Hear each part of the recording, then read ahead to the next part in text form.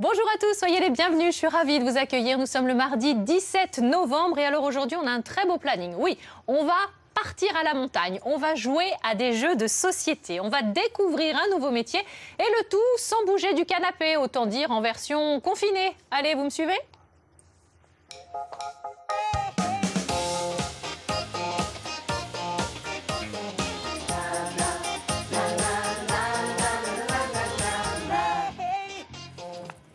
Allez, soyez les bienvenus, c'est parti pour 43 minutes exactement de bonheur. Alors aujourd'hui, vous le savez, depuis mars dernier et le confinement, eh bien, ils sont les grands revenants, les grands gagnants de nos soirées. Oui, ce sont les jeux de société. Ils allient convivialité, famille, transmission, chaleur et douceur. Tiens, ça rime aussi avec Fleur, ça, qu'on retrouve aujourd'hui pour nous parler de ce sujet, justement. Bonjour Fleur.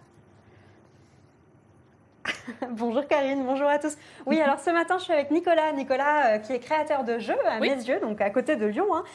Nicolas, vous n'avez pas toujours été créateur de jeux. Comment est-ce que vous vous êtes lancé dans cette aventure ? J'ai commencé d'abord chez disc jockey animateur. Ok. Ensuite, quand je me suis marié, rien à voir du tout, rien à voir. Ensuite, je me suis marié, j'ai envie d'arrêter de travailler les week-ends. Oui. Donc, j'ai trouvé un emploi de bureau dans une entreprise de travaux publics. Vous étiez cadre ? J'étais cadre dans le travaux public, dans les finishers, les gros engins avec des chenilles qui posent l'autoroute, qui posent le. Donc, on est déjà un peu dans la construction quand même. Oui, c'était, bon. Mais celle-ci, elle sortait pas bon quand même. Mais ça n'avait rien à voir du tout avec les jeux en bois. Et j'ai eu ma deuxième fille Flavie qui est née, qui était diagnostiquée autiste. Il fallait l'aider à rouvrir ses mains, à marcher correctement. Oui. J'ai inventé un jeu de motricité pour l'aider à remarcher avec des grosses pièces en bois. Ces grosses pièces en bois sont devenues des petites pièces qui sont devenues un jeu de construction. Et donc, c'est le jeu de construction qu'on a juste devant nous. C'est voilà, celui-ci. Le jeu de construction équilibriste qui s'appelle Équilibriste. Exactement. Donc, c'est un jeu quand même qui s'est vendu à peu près 5000 pièces en France. Nicolas, ça c'est c'est la petite version.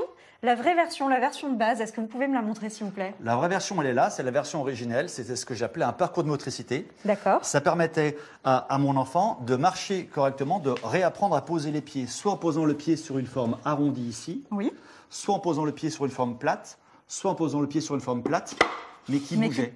D'accord. À chaque fois, en variant de forme ou de couleur. Et ça a beaucoup aidé votre fille ? Ça l'a aidé. Parce ça l'a aidé et ça a eu un grand succès. Maintenant, ma fille, elle est en études supérieures SEPR, elle a eu son bac, c'est génial. C'est super. Génial. C'est super. Bon, alors, vous avez commencé avec des jouets en bois, mais c'est pas tout. Vous vous êtes lancé par la suite dans des jeux de société.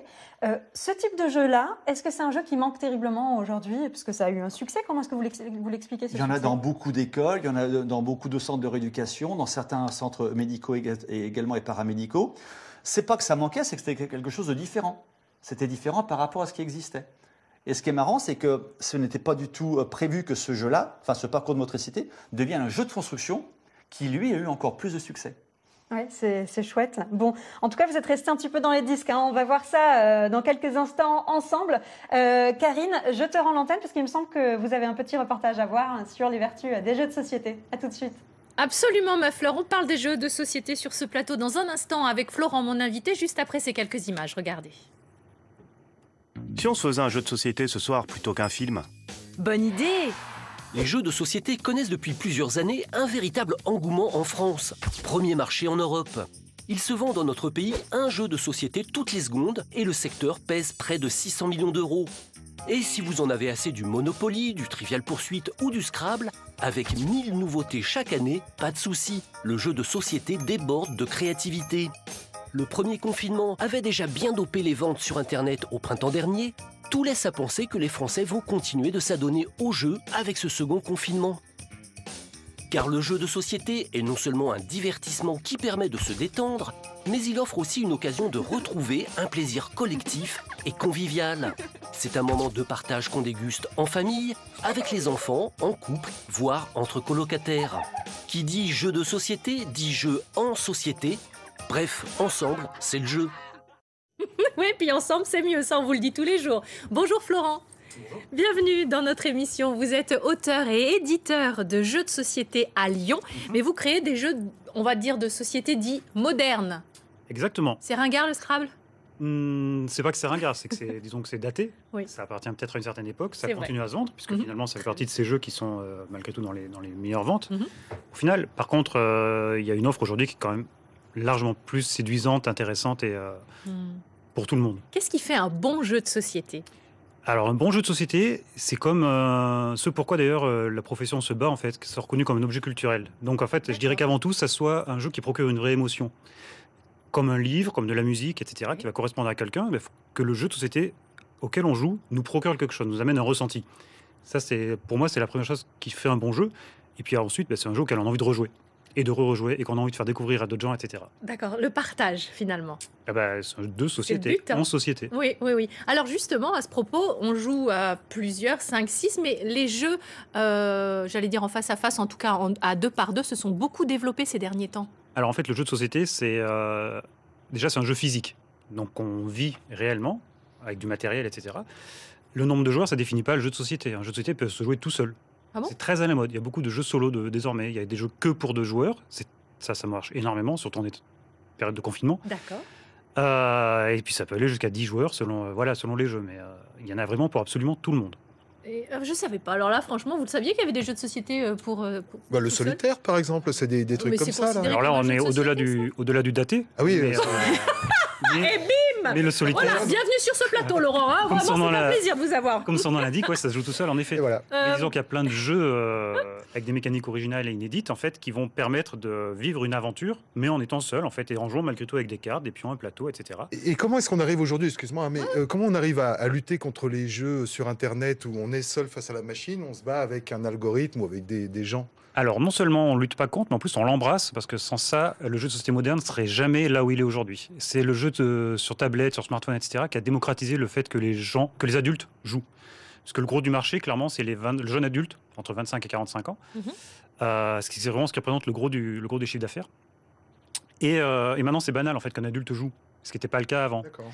Et en fait, ça a suivi le fait que les enfants de ma génération, qui ont découvert le jeu de société dans le salon avec l'émergence des premières consoles de jeux vidéo dans les années 80, en fait, qui sont restés joueurs et qui continuent à jouer et qui, du coup, explorent toutes les pistes de jeu. Mais par contre, il n'y a pas du tout de concurrence entre le jeu vidéo. On est joueurs de façon générale.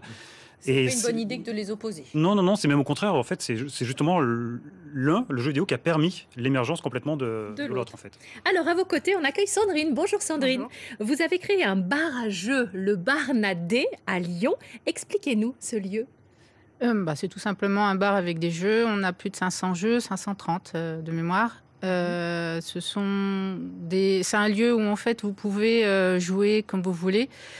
J'ai tout type de jeu, que ça soit du solo à plus de 10. J'en ai même. Enfin, les loups-garous, on peut jouer jusqu'à 20. Le loup-garou, c'est à peu près le jeu qui est connu par tout le monde, puisque c'est un jeu à identité cachée qui se joue facilement avec des amis. D'accord. On a, alors je vais faire un peu de promo, on a spécialement une étagère jeux lyonnais, puisqu'on a une grande diversité à Lyon avec les auteurs et les éditeurs lyonnais. D'accord. C'est pour ça que je connais Florent aussi. D'accord. Voilà. Et du coup, on a tout type de jeux. Donc, on détermine en fonction des demandes des clients quel type de jeu ils veulent jouer, en fonction de leurs besoins, de leur envie, s'ils veulent jouer à un truc fun, s'ils veulent jouer à un truc stratégique ou autre, s'ils sont 2, s'ils sont 4, s'ils sont 10. Voilà. Mais dites-moi, avec cette deuxième période de confinement, là, les jeux, ils restent sur l'étagère. Comment ça se passe? Alors, là, on a pour l'instant, alors je ne vais pas faire de pub, mais il y a une application qui permet de louer ces jeux et on avait un peu anticipé le reconfinement et on s'était inscrit sur cette application-là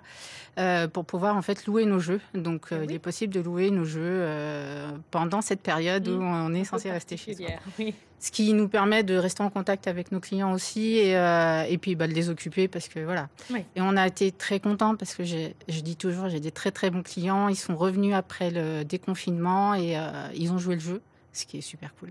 Et je pense que l'ensemble des bars à jeux, puisqu'il y a comme 8 bars à jeux sur Lyon, il faut savoir, ont à peu près le même... bien sûr, on a perdu des clients, parce que voilà, mais on a quand même eu ce soutien de la part de nos clients et c'est vraiment très très cool. On va écouter Julie. Bonjour. Les jeux de société, ça a toujours fait partie de notre vie. Je pense que c'est un bon outil pour les enfants pour développer aussi bien des notions de mathématiques que de langage.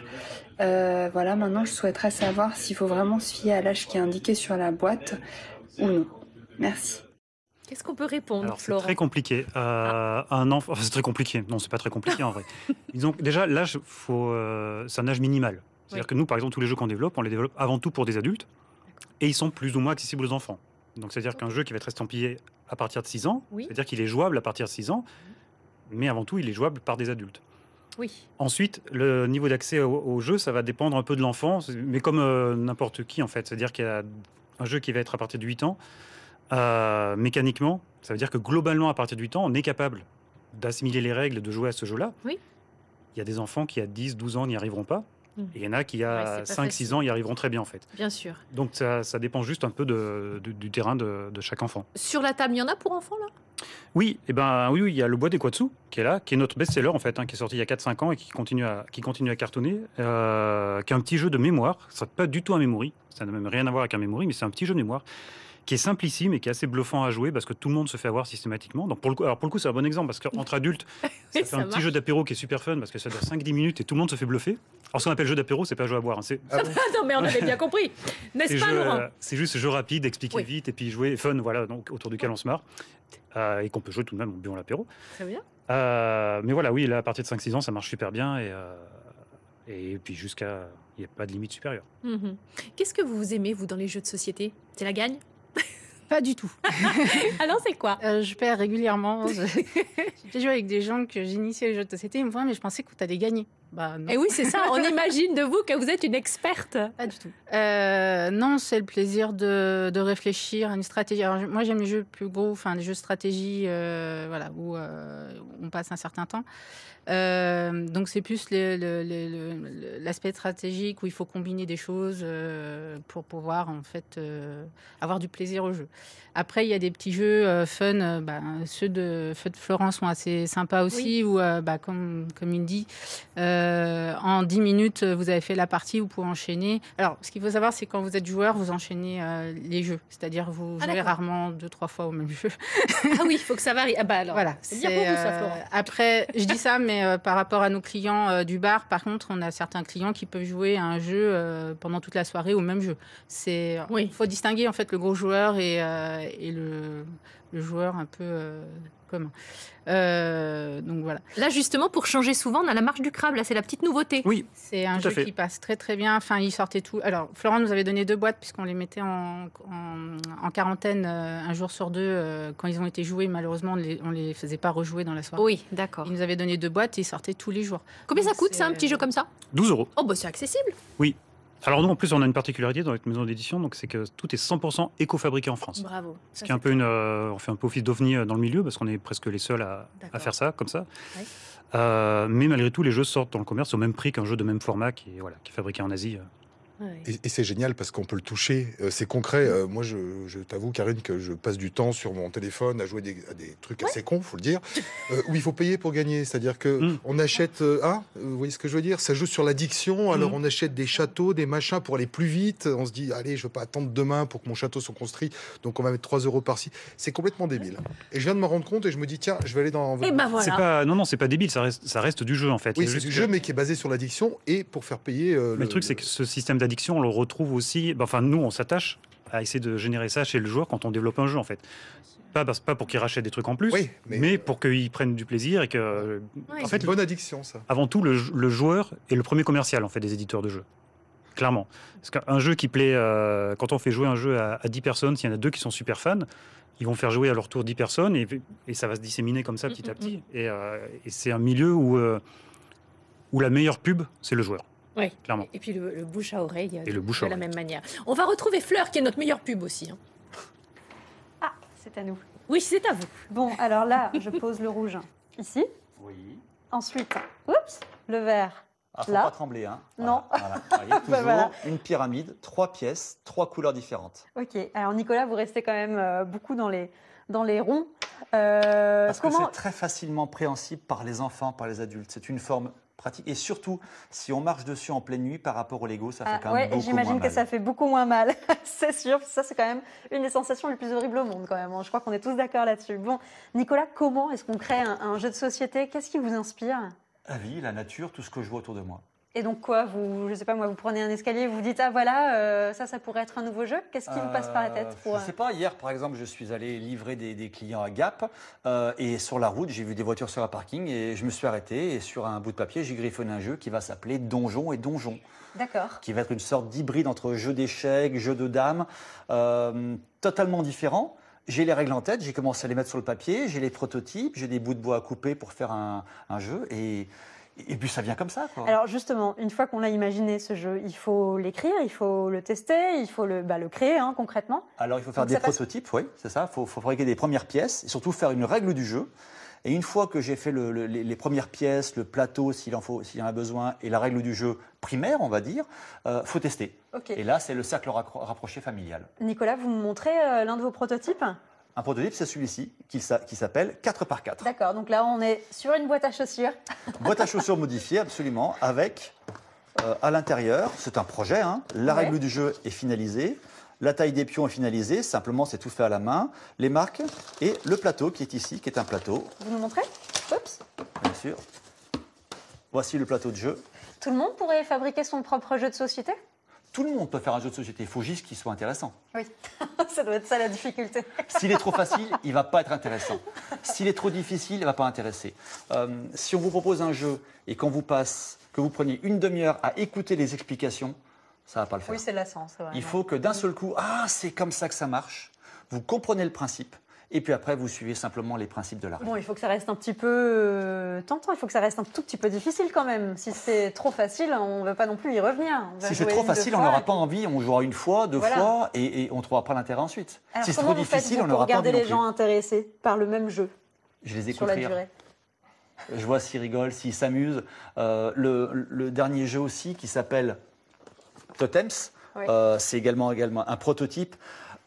Chaque fois qu'on a joué ou que j'ai vu des amis jouer, ils se sont pris la tête, ils se sont engueulés, ils se sont chamaillés, ils ont rigolé. C'était génial. Et ben voilà, ça a fonctionné. C'est un bon jeu. C'est génial. Voilà. Et vous, vos jeux, vous les testez en famille. Je crois que votre fille est fan. Oui, ma fille Flavie, ma fille Tiffaine, aussi ma fille aînée Tiffaine également. Hier, j'ai également joué un petit peu avec... Non, avant-hier, j'ai joué avec ma mère aussi. Toujours le premier cercle familial, puis les amis. Sûr. Et puis après, on développe. Et puis, il suffit ensuite que le jeu prenne et on le montre. Et puis, le succès est là, quoi. Le plus dur, c'est de porter à la connaissance, de le faire fabriquer. Et de le faire distribuer. Bien sûr, on imagine. Merci beaucoup Nicolas pour ce partage et on va faire une partie. Très volontiers. Allez, Karine, j'espère que vous pourrez jouer aussi en plateau. Mais oui, et on le souhaite. Est-ce qu'on a des joueurs autour de la table? Chantal, vous aimez bien jouer? J'aime jouer, oui. Oui. Je connais mal ces nouveaux jeux. Bon, attendez, on va vous mettre tous les deux côte à côte, enfin avec les distanciations nécessaires. Je crois que j'apprendrai vite parce que j'aime assez jouer. Oui, bon. Et France 3 est quand même la chaîne du jeu. On a pas mal de jeux sur cette chaîne, notamment 8 chances de tout gagner chaque dimanche à 17h15. Et nous aussi, on l'a créé ce jeu. Voilà, la création française se porte bien, lyonnaise encore mieux, j'ai envie de dire. Donc, cocorico. Vous pouvez contacter notre équipe. Vous le savez, on est à votre disposition 7 jours sur 7 ou presque. Vous avez Cédric qui est là, Sarah, Adrien pour répondre à vos questions, pour entendre vos suggestions, qu'elles soient à l'oral ou par écrit. Et puis, vous avez aussi notre page Facebook. Vous tapez « Ensemble, c'est mieux » avec France 3 et vous retrouverez toutes les informations sur votre émission. Merci à tous les deux. Merci à vous. Si je peux juste rajouter un petit mot, en fait, c'est qu'en ce moment de confinement, c'est un peu particulier. Donc, autant les bars à jeux sont fermés, donc là, on ne peut pas faire grand-chose pour en attendant. Par contre, qui nous font vivre, nous, et qui font vivre pas mal de gens. Il y a les boutiques de jeux qui sont fermées administrativement, mais qui pratiquent toutes du click and collect et de la livraison. Bien sûr. Et je peux que encourager fortement à se renseigner dans sa boutique habituelle ou alors aller voir sur les réseaux sociaux qui fait quoi, en fait, qui a mis quelle démarche en place pour pallier à ça et pour aller acheter des jeux auprès des boutiques parce qu'elles en ont vraiment besoin. Par ricochet, nous, on en a besoin.